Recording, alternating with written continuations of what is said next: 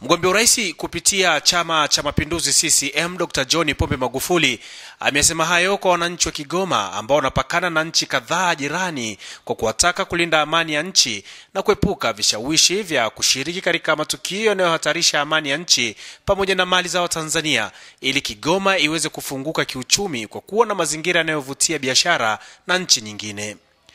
Ni waombe wale wachache ambao wanapokimbia kutoka Burundi au Rwanda au DRC na sehemu zingine, wachache, naomba nieleweke, wachache wanaotoka kule, wengine na mabomu, wengine na bunduki, wengine wanakimbia kwa nia mbaya, na wanakuja kushirikiana na watu wa huku ambao nao wana nia mbaya, wanateka mabasi, wanateka magari, wanaua watu. Waache, kwa sababu tukiichafua amani ya Kasulu, tukiichafua amani ya Tanzania, watakimbilia wapi tena?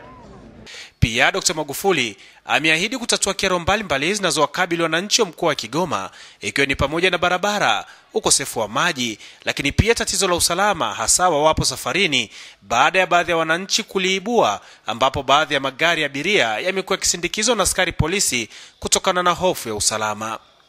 Ili swala la kusikoti magari, nafikiri ni kulingana na mazingira. Barabara ni mbovu, bado mapori ni mengi.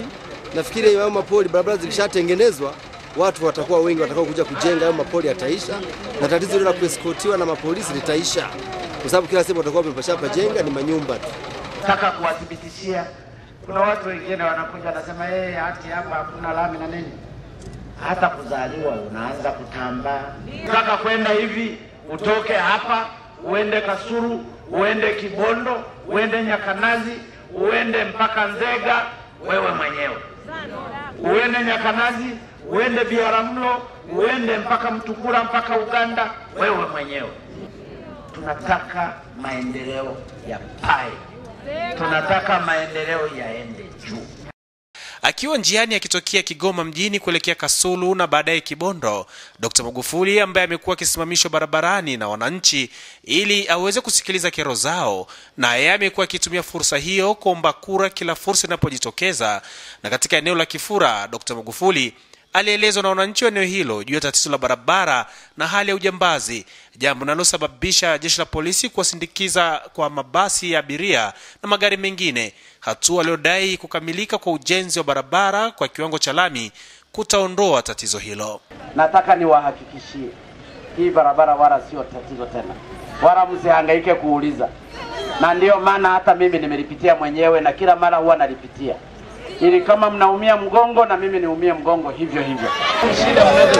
Anaenda wapi? Naomba kuwazea tuweze kulimaliza hili.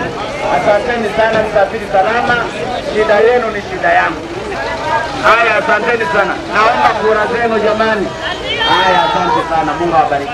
Jamani, asanteni sana. Jamani, wamuogope Mungu.